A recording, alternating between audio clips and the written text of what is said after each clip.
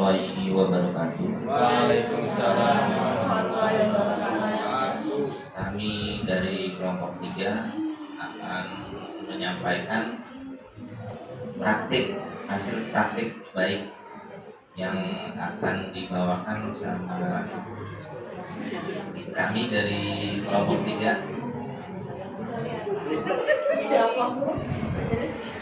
Sebelum memulai, saya perkenalkan dulu yang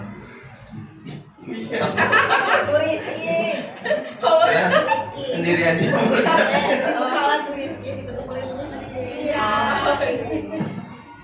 Ya udah, perkenalkan, nama saya Siti Rizky Awati, biasa dipanggil Kiki. Nama saya Siti Bahro, biasa dipanggil Bahro. Nama saya Ria Pekalisi, biasa dipanggil Bu Arwi. Nama saya Rizky Amalia, biasa dipanggil Kiki. Untuk mempersingkat waktu, kami persilahkan Ibu Siti Rizkyawati untuk menyampaikan baik pembelajaran mendalamnya. Baik, assalamualaikum warahmatullahi wabarakatuh. Izin menyampaikan hasil praktik baik. Boleh berdiri. Yang pertama yaitu ada data isi, yang satu ada situasi, yang kedua ada tantangan, yang ketiga ada perencanaan, yang keempat ada aksi, yang kelima ada pemanfaatan digital, dan yang keenam refleksi hasil dan dampak, yang ketujuh cuplikan kegiatan.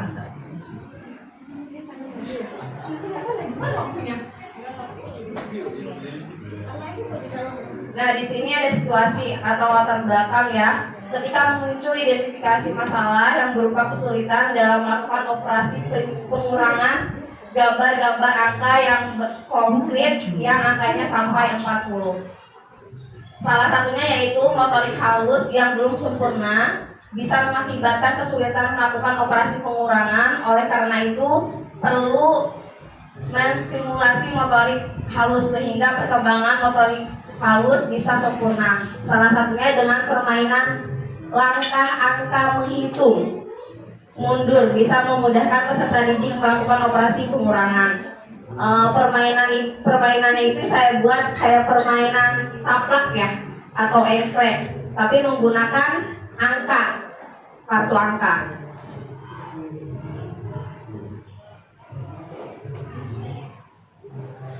Tantangannya itu sarana prasarana dan alat yang ada di sekolah belum terlalu lengkap karena kartu angkanya harus buat sendiri ya, belum ada di sekolah. Terus yang kedua ada proses penempelan kartu angkanya yang memakan waktu Bu, sehingga anak itu ada keributan dalam ingin memulainya kegiatan pembelajaran tersebut. Dan pengelolaan kelas cukup sulit karena tidak ada rekan sejawat yang membantu ketika pelaksanaan kegiatan. Perencanaannya ada identifikasi, pengalaman belajar, asesmen, dan desain pembelajaran. Nah, aksinya itu ada berkesadaran, berdoa sebelum belajar, memberikan pertanyaan pemantik, menyimak video, melakukan tanya jawab seputar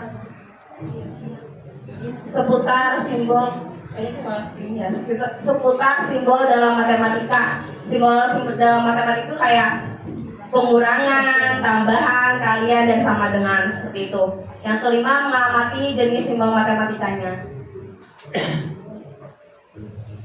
Yang aksi bermakna, yang satu yaitu dibentuk kelompok kecil yang heterogen. Yang kedua, siswa mengerjakan LKPD dengan kelompok secara bergantian memain game melangkah kartu menghitung mundur. Yang ketiga adalah mereka mencatat hasil penjumlahan langkah menghitung mundur pada LKPD.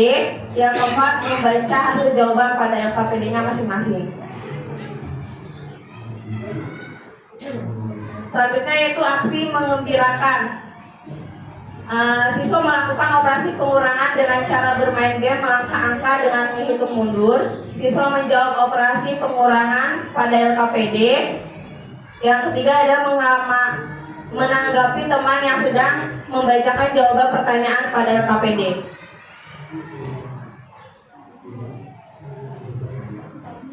Nah, pemanfaatan digitalnya itu video pembelajaran YouTube, game dan game modul operasi pengurangan.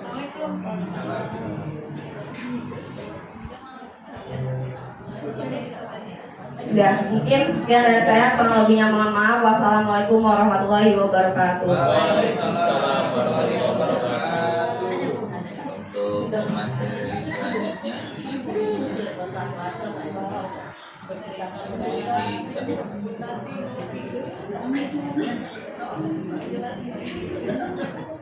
Assalamualaikum warahmatullahi wabarakatuh. Sebelumnya saya minta izin ke semuanya ya, saya akan membagikan cerita praktik baik di sekolah saya ya. Cerita praktik baik menggunakan metode STAR. Saya fokusnya itu di implementasi project based learning untuk mengembangkan kemandirian dan kreativitas siswa sekolah dasar dengan materi sifat-sifat cahaya. Saya di sini bikin proyek laboratorium cahaya kreatif. Ya. Latar belakang dan situasi di sini, saya adalah guru kelas 5 SD Negeri Kebumen. Di kelas saya terdapat 38 siswa dengan kemampuan yang sangat beragam. Ya, beberapa siswa cepat memahami konsep, sementara yang lain membutuhkan waktu yang lebih lama dan cenderung pasif. Di sini saya mengajarkan sifat-sifat cahaya, tentang cahaya dapat merambat lurus, cahaya dapat dipantulkan, cahaya dapat dibiaskan, dan cahaya dapat diuraikan. Materi sifat-sifat cahaya itu abstrak dan sulit dipahami hanya dengan penjelasan verbal. Saya berinisiatif melalui konsep pengalaman langsung dan menjelaskan kepada teman sebaya. Tantangannya itu: 1. Mengembangkan kemandirian dan kreativitas melalui mini project. 2. Meningkatkan kemampuan pemecahan masalah dalam memahami sifat-sifat cahaya. 3. Menerapkan learning by teaching, siswa mengajarkan konsep kepada teman. Yang 4. Mengakomodasi keberagaman kemampuan di kelas heterogen. Aksinya: 1. Pertama, orientasi dan stimulus joyful learning. Guru memberikan pertanyaan pemantik. Pertama itu, mengapa kita bisa melihat benda-benda di sekitar kita, padahal benda itu tidak memancarkan cahaya? Itu pertanyaan mendorong peserta didik memahami bahwa cahaya memantul ke mata. Yang kedua, pernahkah kamu melihat bayanganmu sendiri? Menurutmu apa yang menyebabkan bayanganmu itu muncul? Pertanyaan pemantik itu mengarahkan pada pemahaman bahwa cahaya merambat lurus dan terhalang benda. Yang ketiga, apa yang terjadi jika cahaya mengenai benda bening seperti kaca atau air? Apakah cahaya itu bisa menembus benda itu? Menstimulasi pemahaman tentang cahaya, dapat dibiaskan atau membuat benda transparan. Kemudian guru menayangkan video. Yang kedua, memahami. Guru memberikan penjelasan singkat mengenai setiap sifat-sifat cahaya dan memancing rasa ingin tahu peserta didik dengan pertanyaan, bagaimana cara membuktikan bahwa cahaya dapat merambat lurus, dipantulkan, dibiaskan, dan menembus benda bening. Mengaplikasikan. Pertama, guru membagi peserta didik menjadi 4 kelompok, masing-masing fokus pada satu sifat cahaya. Guru membimbing peserta didik bersama kelompoknya dalam merancang rencana eksperimen untuk membuktikan sifat cahaya yang menjadi tugas mereka. Setiap kelompok mencatat alat, bahan, dan langkah kerja pada KPD yang telah disiapkan. Peserta didik melaksanakan eksperimen.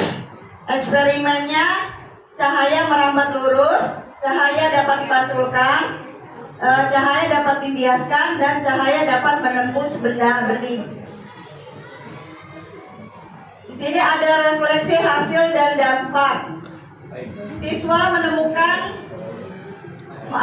menemukan sendiri konsep sifat-sifat cahaya. 90% siswa dapat menjelaskan sifat cahaya dengan bahasa sendiri. PJBR membuat konsep abstrak menjadi konkret dan menyenangkan. Siswa lebih paham karena langsung bereksperimen menggunakan bahan sederhana. Kebebasan bereksperimen, mandiri berpikir kritis. Siswa antusias belajar IPAS. Guru hanya memandu bukan mendikte. Kesimpulannya di sini, implementasi project based learning pada materi sifat-sifat cahaya terbukti efektif mengembangkan kemandirian dan kreativitas siswa kelas 5 SD. Siswa tidak hanya memahami konsep sifat-sifat cahaya secara mendalam, tetapi juga mengembangkan keterampilan abad 21, berpikir kritis, kreativitas, kolaborasi, dan komunikasi. Memberi kebebasan berkreasi menggunakan bahan sederhana. Ini dokumentasinya ya Pak. Terima kasih. Terima kasih Bu.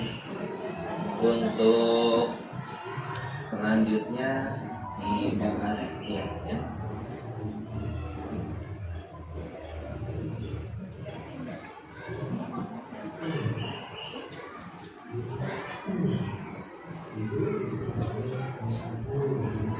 Terima kasih waktunya. Untuk presentasi saya, judulnya adalah dari pixel ke fabel, peningkatan kreativitas visual siswa kelas 6 dalam merancang dan menulis cerita fabel melalui aplikasi desain sederhana. Pendahuluan baik di sini menggabungkan teknologi dan kreativitas siswa. Kenapa saya memilih judul tadi itu pixel ke fabel? Pixel itu mewakili dari digital ke fabel, atau artinya mengaplikasikan dari manual, anak menggambar manual, secara manual kita bimbing untuk ke digital, karena saya mengambil inovasinya. Di sini tujuannya untuk meningkatkan kreativitas visual siswa. Tujuan utamanya adalah meningkatkan kreativitas kelas 6 melalui teknologi digital dengan cara kreativitas visual menggunakan teknologi untuk meningkatkan kreativitas siswa. Mengatasi writer block, membantu siswa menemukan ide untuk menulis, memvisualisasikan cerita, menggabungkan gambar dengan tulisan secara digital, dan selanjutnya adalah kolaborasi siswa. Di sini yang dimaksud kreativitas visual itu anak dengan teknologinya dia bisa mengimajinasikan apa yang ingin dia gambarkan sesuai dengan yang dia tulis pada ceritanya. Karena kadang anak suruh membuat secara manual, dia itu seperti buntu, jadi tidak bisa menemukan ide yang dia ciptakan, pengen apa sih, seperti apa langkahnya untuk melanjutkan cerita tersebut. Tantangan utama guru adalah persepsi gawai dan rendahnya percaya diri. Nah, di sini anak itu persepsinya untuk gawai itu HP, itu mereka hanya awalnya sebagai alat hiburan, nonton YouTube, untuk main game, dan dia itu kurang percaya diri dalam mengekspresikan. Jadi dia suruh menciptakan ide kreatif sendiri, itu dia tidak percaya dengan dirinya sendiri, masih suka mengintip-ngintip punya teman. Itu untuk anak kelas SD biasanya. Jadi kita arahkan di sana untuk bahwa gawai itu tidak hanya untuk menonton YouTube dan main game, tapi bisa kita cari untuk pembelajaran atau mencari informasi mereka, menggantikan buku paket kalau zaman dulu kita. Next. Di sini menggunakan metode STAR, yaitu kondisi atau situasi untuk kesenjangan di kelas, karena situasinya berbeda. Kelas 6 antusias, siswa yang pertama adalah digital aktif. Siswa kelas 6 antusias dan responsif terhadap gawai dan stimulus visual. Mereka adalah konsumen digital aktif. Sebenarnya anak anak kita itu semuanya adalah konsumen dari gawai. Hanya mereka kebanyakan tidak bisa mengarahkan untuk hal yang lebih positif. Jadi pikirannya hanya YouTube dan main game. Apalagi anak laki-laki itu biasanya MM. Nah, tahu.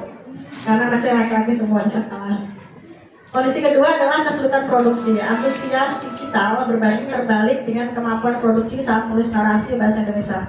Anak kita itu kadang menggampangkan bahasa Indonesia, tapi justru biasanya nilai bahasa Indonesia mereka itu rendah.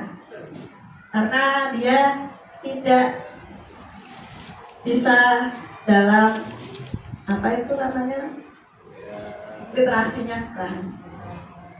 Inti masalah, writer block, kesulitan dalam originalitas ide, menyusun alur logis dan memvisualisasikan adegan yang mereka tulis. Nah, di sini saya temukan dari siswa-siswa saya, mereka itu memang sulit untuk menemukan ide yang benar-benar dia dari dia sendiri, dia bangun. Biasanya dia lebih ngintip dulu ke temannya, nanti dia baru menciptakan. Berarti kan dia tidak original dalam menciptakan ide sendiri. Di sini juga mereka sulit untuk menggambarkan dari cerita ke gambar kalau secara manual. Nanti bisa dilihat di lampiran. Tantangannya dan tujuan pembelajaran. Tantangan di sini menulis. Siswa mau memproduksi teks fabel dengan runtut secara logis sesuai dengan struktur dan kaidah kebahasaan. Merancang, penelusuran kritis, dan kreativitas. Di sini anak itu rata-rata, apalagi anak laki-laki, dalam penulisan itu sering sekali tulisannya ada yang besar kecil di tengah. Terus ada juga anak yang dia dalam menulis pasti ada tulisannya yang kurang. Apalagi jika dia dalam taraf sedang mengeja. Karena anak saya ada dia mau nulis singa jadi sing. Next Pak. Aksi ya, alur pembelajaran. Tahap pertama orientasi, diagnosis, modeling. Guru mendemonstrasikan cara membuat satu frame cerita. Di situ dalam LKPD saya ada 4 langkah. Yang pertama adalah LKPD 1, saya membuat sebuah cerita, anak disuruh mencari tokoh-tokohnya. Dan LKPD kedua baru kita mengarahkan ke judul dan cerita dia. LKPD ketiga mereka baru menggambarkan fabelnya ke dalam sampul fabel. Dan kedua, aksi digital, visual, siswa merancang storyboard, orientasi, komplikasi, resolusi. Dan yang ketiga, tahap menulis fabel, siswa menerjemahkan pixel menjadi fabel. Yang keempat, itu refleksi dan penutup. Nah, untuk yang kedua, itu anak saya karena tidak boleh setiap hari membawa HP ya, jadi anak itu kita tugaskan untuk membawa HP pada hari ini. Kalian membawa HP. Sebagian yang tidak punya HP, kebetulan di sekolah ada Chromebook. Kami pergunakan Chromebook bagi yang dia tidak mempunyai HP. Karena takutnya kalau kita memaksakan harus bawa HP, tidak punya, nanti alasan ke orang tuanya, minta HP mah disuruh guru. Karena ada kejadian tahun kemarin seperti itu. Dan yang ketiga, kita bimbing anak. Pertama, kita arahkan dulu, kita beri pancingan. Saya menuliskan di papan tulis, coba kamu arahkan perintah kepada si TI. Kita tuliskan satu kalimat, mereka suruh meneruskan. Nanti kalau TI-nya sudah membuat gambar, mereka, oh iya Bu ada gambarnya. Nah kamu cek, sudah benar tidak dengan alur cerita kamu. Kalau belum, mereka disuruh perbaiki. Itu mereka sangat antusias sekali. Setelah selesai, kita refleksi bersama, lalu anak kita minta untuk mengirimkan ke WA grup kelas.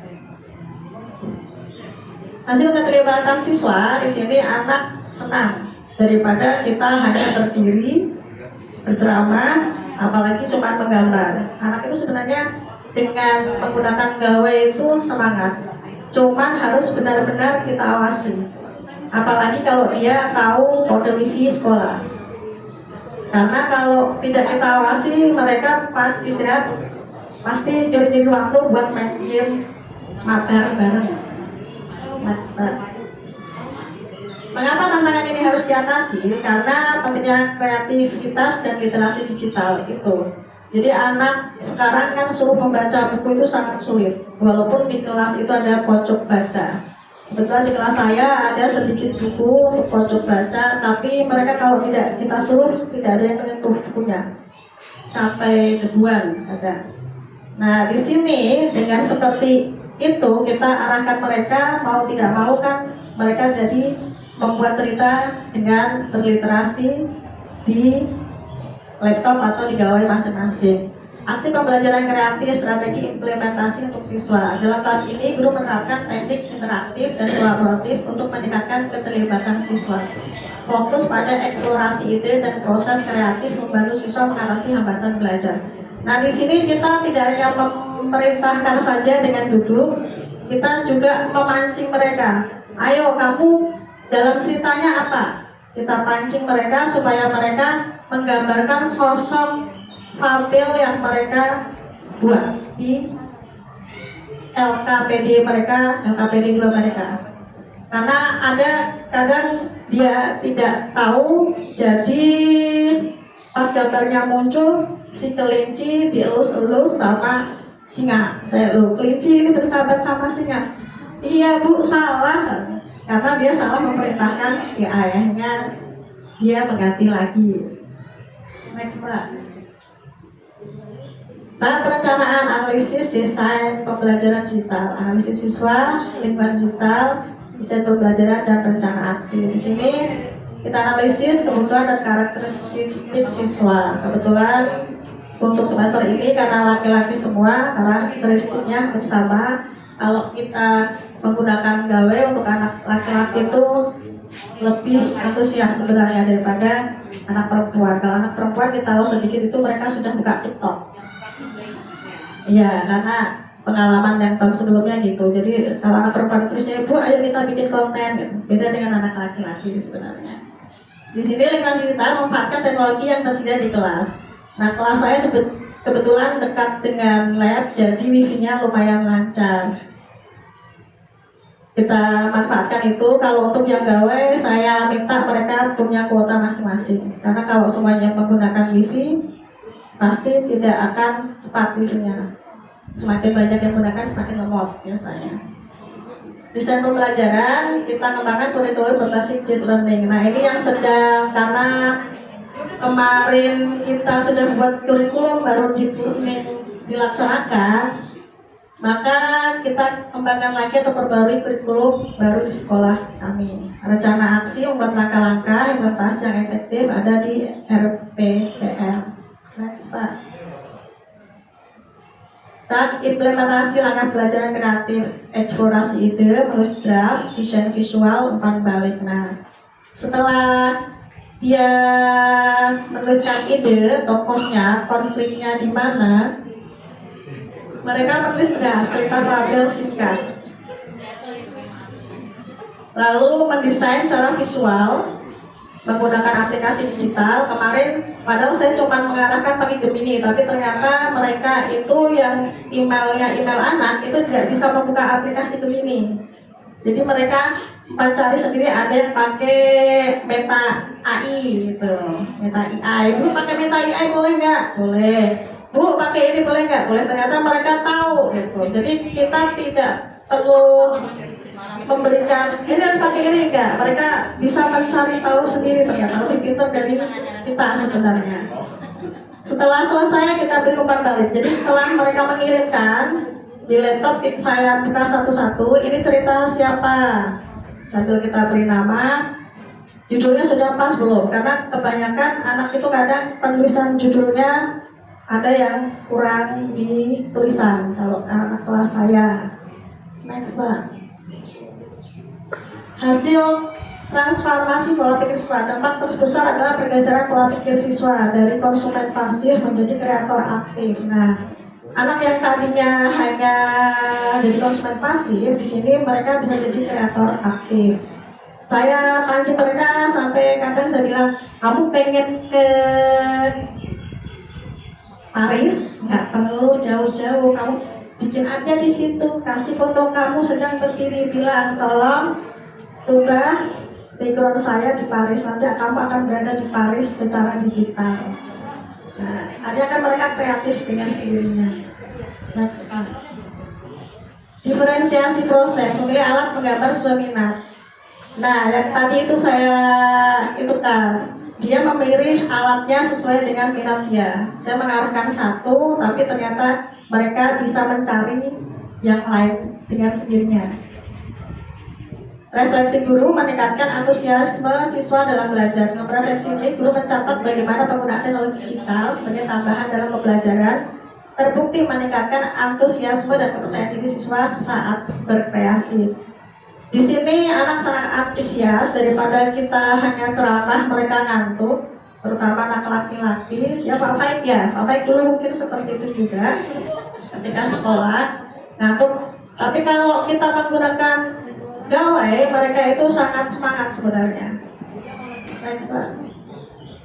Pembelajaran guru teknologi sebagai scaffolding. Aplikasi desain berfungsi sebagai pijakan membantu siswa memberikan ide-ide abstrak menjadi visual. Nah, di sini kita mengarahkan anak supaya dia, kalau dulu kan membuat komik harus bisa menggambar, kalau sekarang tidak perlu menggambar asal mereka punya ide yang kreatif dengan digital.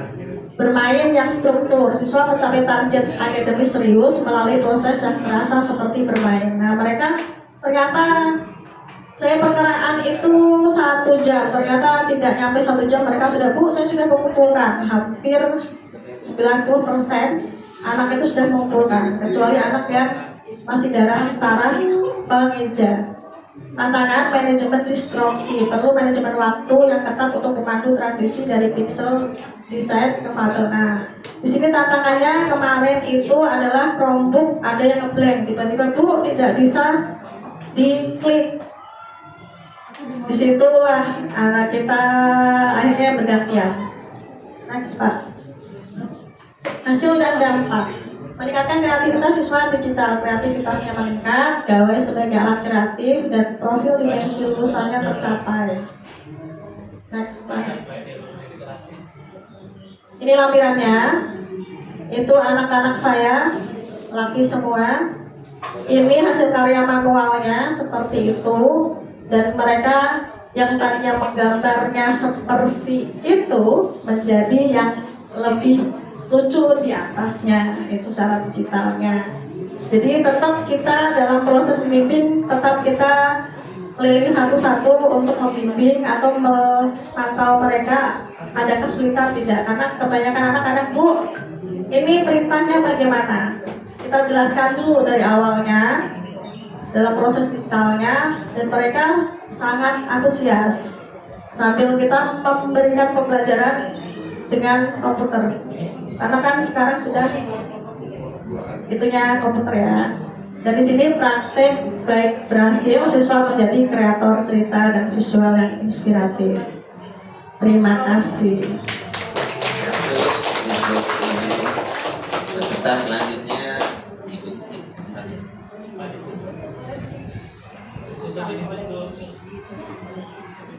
Ibu.